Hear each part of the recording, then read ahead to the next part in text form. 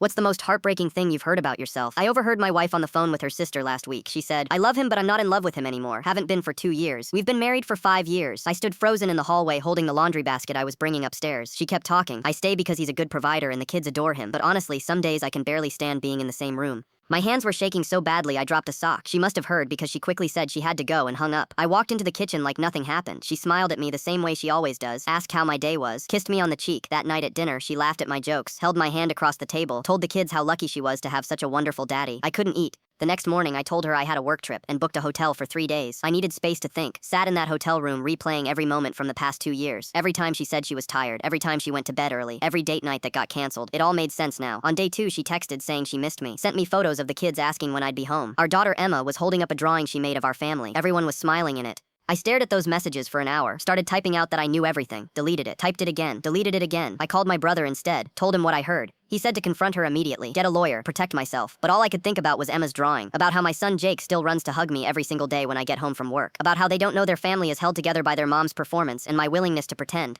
When I came home, I didn't bring it up, just hugged her tight and said I loved her. She said it back without hesitation. Her voice sounded so genuine. I almost believed her myself. Now I watch her every day pretending to be happy with me, and I pretend I don't know she's pretending. Last Tuesday, she made my favorite dinner, wore the dress I bought her for our anniversary, cuddled with me on the couch while we watched TV. I held her close and wondered if she was counting down the minutes until she could pull away. Yesterday, our daughter asked why I seemed sad lately. I told her daddy was just tired from work. She hugged me and said, it's okay, daddy. Mommy says you work so hard for us. I love you so much. I had to leave the room so she wouldn't see me cry. Because the truth is, I'd rather live in this lie than lose my family. I'd rather pretend everything is fine than watch my kids shuttle between 2 houses on weekends. Some mornings I wake up and forget what I heard. Then I remember and it hits me all over again, like a weight pressing down on my chest. My wife rolls over and kisses my forehead, says good morning with that same sweet smile, and I smile back because that's what we do now. We both perform our roles perfectly. She plays the loving wife, I play the oblivious husband, and our kids get to keep believing in the fairy tale a little longer. I've started noticing things I never saw before, how she angles her body away from me when we sleep, how she checks her phone constantly when I'm in the room, how she volunteers for every school event and work function that keeps her away from home. Last week I saw her laughing on a call in the garage, really laughing, the kind of laugh I haven't heard from her in years.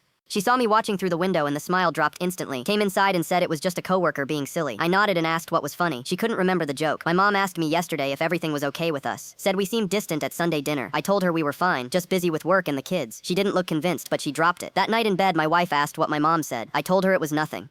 She said okay and rolled over. I lay there in the dark listening to her breathe, wondering if she was really asleep or just pretending, wondering how long we can keep this up, wondering if she knows that I know, and wondering which would hurt more, losing her or keeping her like this.